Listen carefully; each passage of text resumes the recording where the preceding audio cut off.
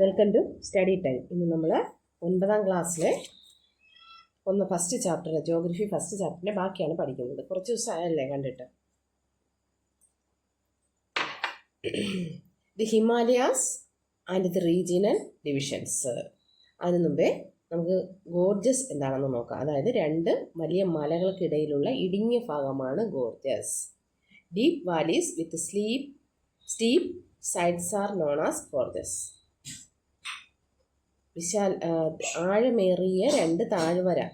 ആഴമേറിയ താഴ്വരയാണ്.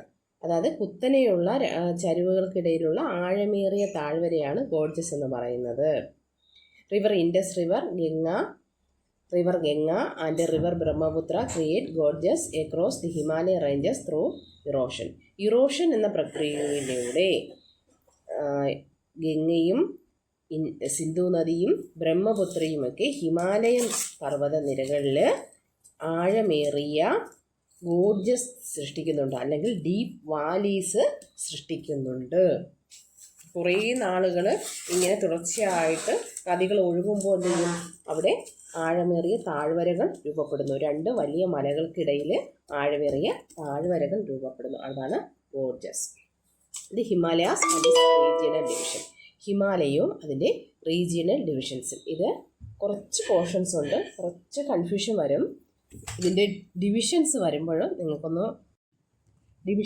നിങ്ങൾക്ക് ചെറിയൊരു കൺഫ്യൂഷൻ ഉണ്ടാകാൻ സാധ്യതയുണ്ട്. The reverse that originate from the Himalayas create deep Gorges in there course. നദികൾ ഒഴുകുന്ന ആ ഗതിയിൽ, അവയുടെ കോഴ്സിൽ നദികൾ ഒഴുകുന്ന ആ സമയത്ത് അവിടെ ഹിമാലയൻ നദികളുടെ ഒരു പ്രത്യേകതയാണ്, അവ ഡീപ്പായിട്ടുള്ള ആഴമേറിയ ഗോർജസ് സൃഷ്ടിക്കുന്നുണ്ട്. അപ്പോൾ ഹിമാലയ നദിയുടെ ഒരു ഫീച്ചേഴ്സായിട്ട് പറയാം. എന്താണ്? അവ ഡീപ്പ് ഗോർജസ് ക്രിയേറ്റ് ചെയ്യുന്നുണ്ട്. Himalayan reverse create deep Gorges in their course. The regional divisions of the Himalayas have been made on the basis of these cross-cutting rivers. ഈ നദികൾ ക്രോസ് കട്ട് ചെയ്യുന്നതിൻ്റെ അടിസ്ഥാനത്തിൽ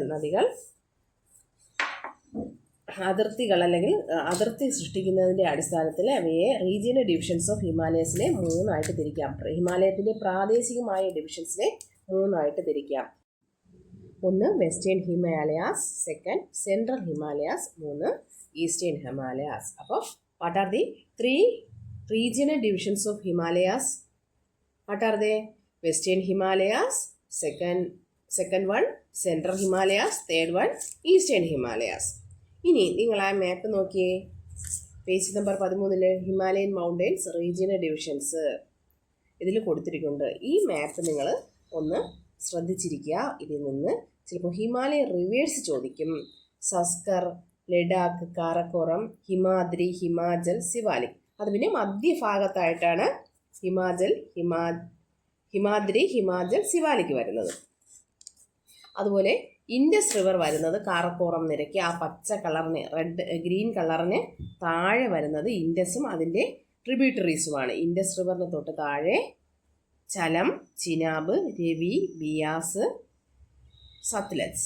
ഇത്രയും നദികൾ ഇൻഡസും കൂടെ ആ മുകൾ ഭാഗത്താണ് വരുന്നത്. അപ്പോൾ ബാക്കിയുള്ള നദികൾ നിങ്ങൾ താഴോട്ട് ഏകദേശം അടയാളപ്പെടുത്താൻ പറ്റും. ഇത്രയും നദികൾ ഇൻഡസും അതിൻ്റെ ട്രിബ്യൂട്ടറീസും കാരക്കോറത്തിന് താഴെ, ഇന്ത്യയുടെ തലയ്ക്ക് താഴെയായിട്ട് നിങ്ങൾ അടയാളപ്പെടുത്തണം. The table given below shows the 3 regional divisions of the Himalayas and the rivers that separate them. Mark the location of these divisions and the rivers in the outline map of India with the help of the given map. തന്നിരിക്കുന്ന table നോക്കി ഹിമാലയത്തിൻ്റെ 3 പ്രാദേശിക divisions, അവയെ വേർതിരിക്കുന്ന നദികളും അടയാളപ്പെടുത്താൻ പറഞ്ഞിട്ടുണ്ട്. അപ്പോൾ ഈ തന്നിരിക്കുന്ന നദികളിൽ ഏതെങ്കിലും ചോദിക്കും. വെസ്റ്റേൺ ഹിമാലയാസ്, ഹിമാലയൻ സോണിലെ വെസ്റ്റേൺ ഹിമാലയാസിനെ സെപ്പറേറ്റ് ചെയ്യുന്നത് ഇൻഡസും കാളിയും ചേർന്നാണ്. റിവർ ഇൻഡസും റിവർ കാളിയും ചേർന്നാണ് അതിനെ വേർതിരിക്കുന്നത്. അടുത്ത സെൻട്രൽ ഹിമാലയാസ്, അതിനെ വേർതിരിക്കുന്നത് കാളി, ടീസ്റ്റ എന്നീ നദികളാണ്. അടുത്തത് ഈസ്റ്റേൺ ഹിമാലയാസ്, അതിനെ വേർതിരിക്കുന്നത് ടീസ്റ്റ, ബ്രഹ്മപുത്ര. ഏറ്റവും വേഗത്തിൽ ഒഴുകുന്ന ഹിമാലയൻ നദിയാണ് ഏത്? ടീസ്റ്റ എന്ന് പറയുന്നത്. The western Himalayas which stretches from the Indus river valley to the north of Jammu and Kashmir up to the Kali river Ghaghara's tributary.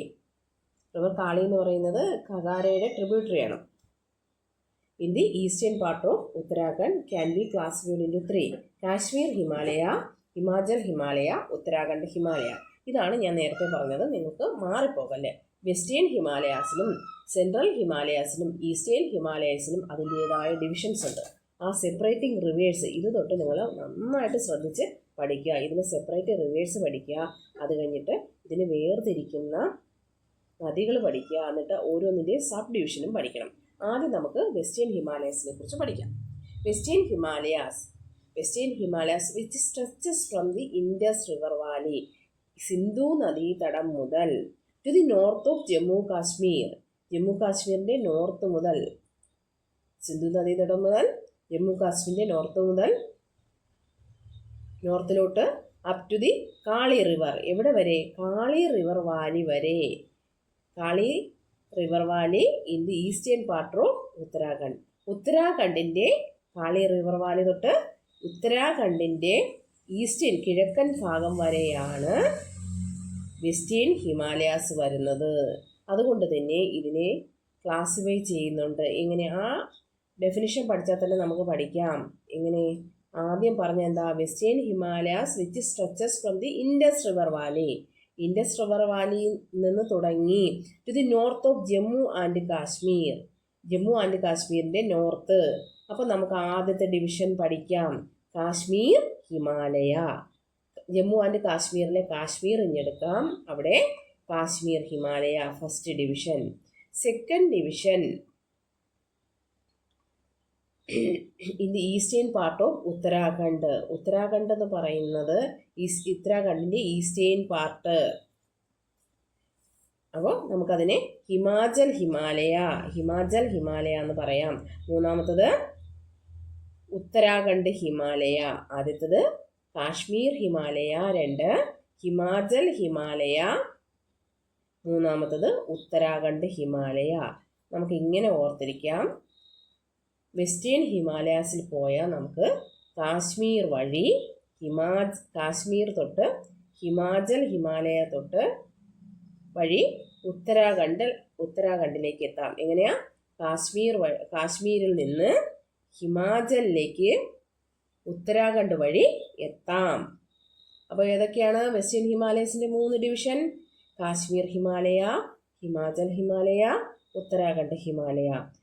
Kashmir Himalaya. The Kashmir Himalaya, which extends over nearly 3.5 lakh square kilometer in the Jammu and Kashmir and Ladakh region, is roughly 700 kilometer long and 500 kilometer wide. Kashmir Himalaya 3.5 lakh square kilometre ആണ് വ്യാപിച്ച് കിടക്കുന്നത്, extend ചെയ്ത് കിടക്കുന്നത്. ഇവിടെ Jammu and കാശ്മീരിലും Ladakh റീജിയനിലും. അത് റഫായിട്ടുള്ള പ്രദേശമാണ്. ഇവിടെ 700 kilometre നീളവും 500 കിലോമീറ്റർ വീതിയും ഉള്ള ഭാഗമാണ് Kashmir Himalaya. The important mountain ranges of Kashmir Himalaya. പ്രധാനപ്പെട്ട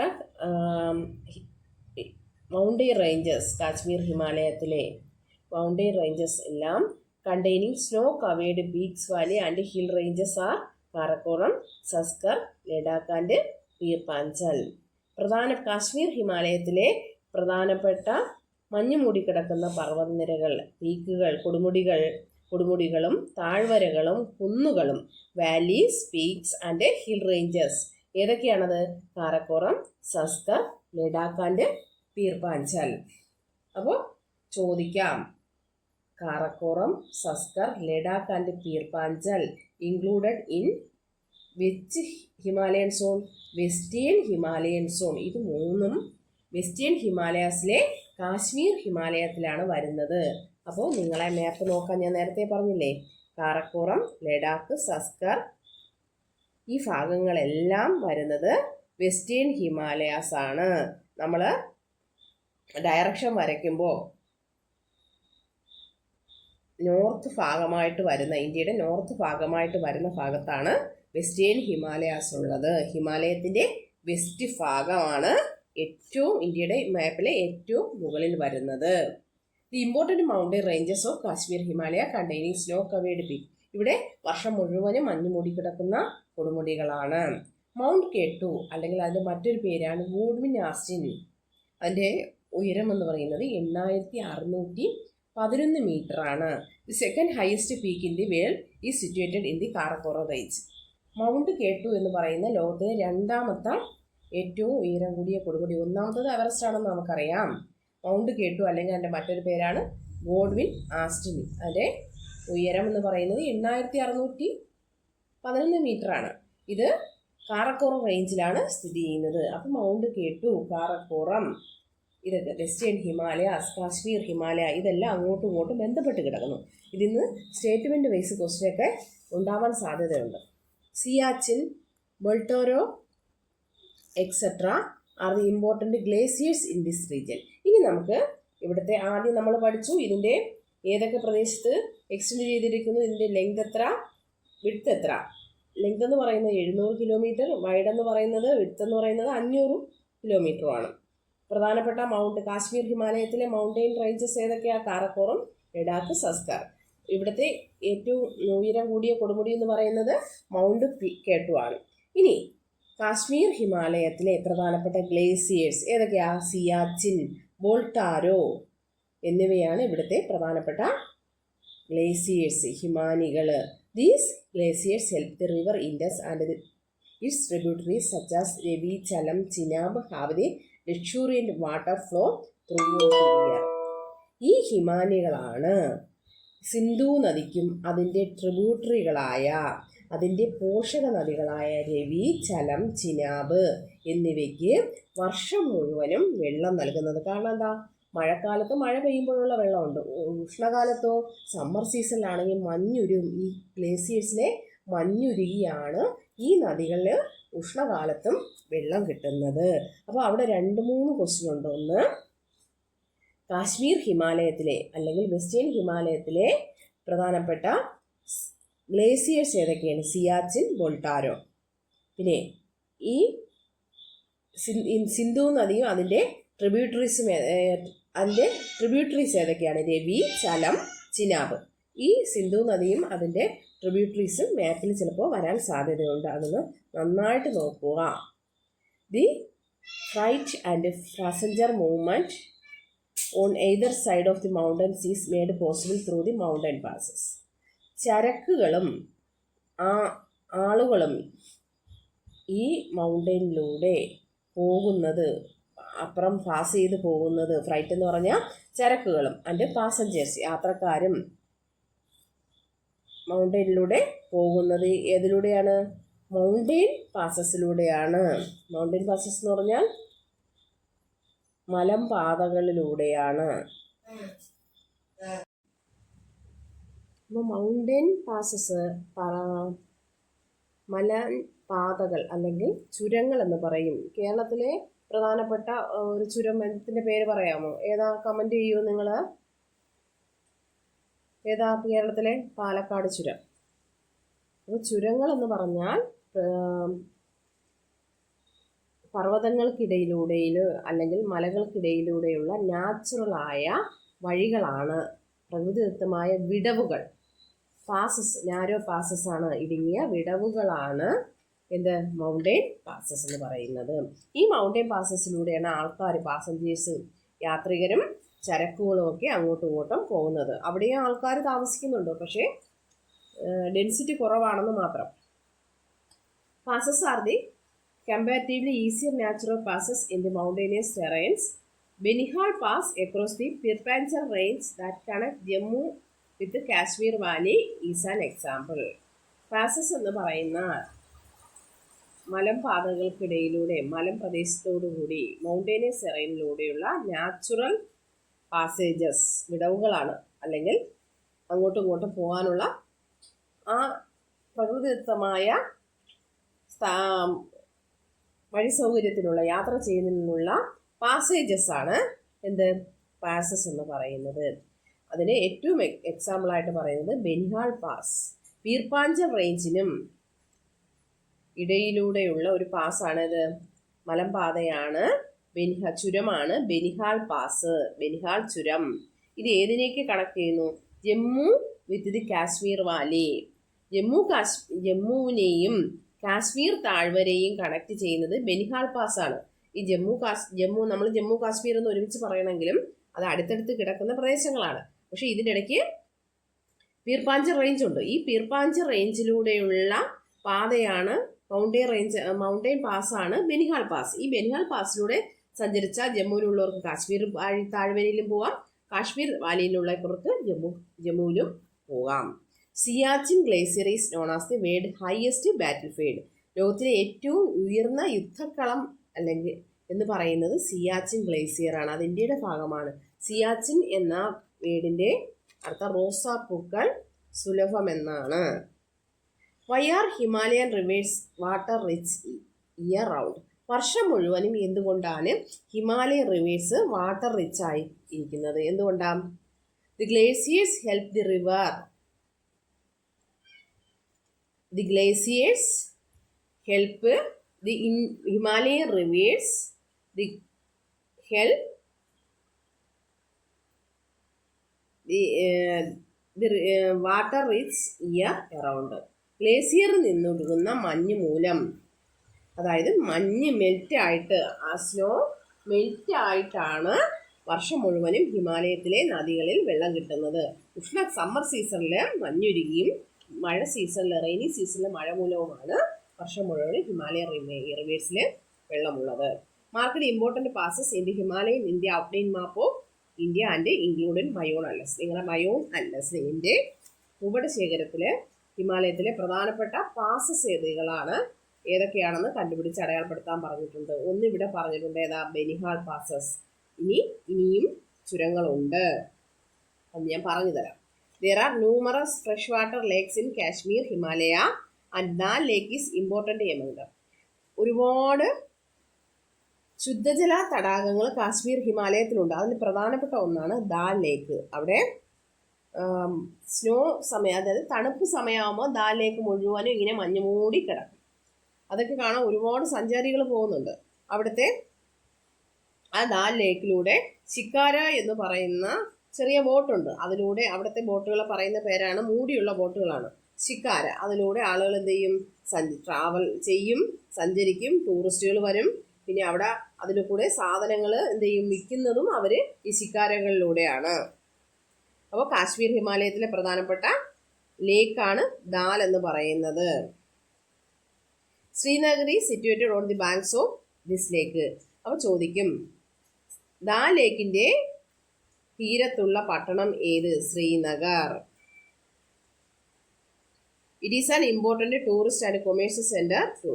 ഇത് ശ്രീനഗർ എന്ന് പറയുന്നത് പ്രധാനപ്പെട്ട ടൂറിസ്റ്റ് പ്ലേസും വാണിജ്യ സെൻറ്ററുമാണ്, കൊമേഴ്സ്യൽ സെൻറ്ററുമാണ്. The shikara boats and floating market are hallmarks of Kashmir tourism. Kashmir ടൂറിസത്തിൻ്റെ പ്രധാനപ്പെട്ട ഹോൾമാർക്ക് എന്ന് പറയുന്നത് ശിക്കാര ബോട്ടുകളും ഫ്ലോട്ടിംഗ് മാർക്കറ്റുകളും, ഒഴുകുന്ന മാർക്കറ്റ് എന്ന് പറഞ്ഞാൽ മാർക്കറ്റ് ഒഴുകി പോകുകയല്ല. ഈ ശിക്കാരകളിലൂടെയൊക്കെ ആളുകൾ എന്ത് ചെയ്യും? വള്ളങ്ങളിലൂടെയും ബോട്ടുകളിലൂടെയൊക്കെ ആളുകൾ സാധനങ്ങൾ വിൽക്കാനായിട്ട് ഇങ്ങനെ ദാൽ ലേക്കിലൂടെ കൊണ്ടുപോകുന്നു. അതുകൊണ്ടാണെന്ന് പറയുന്നത് ഫ്ലോട്ടിംഗ് മാർക്കറ്റ് എന്ന് പറയുന്നത്.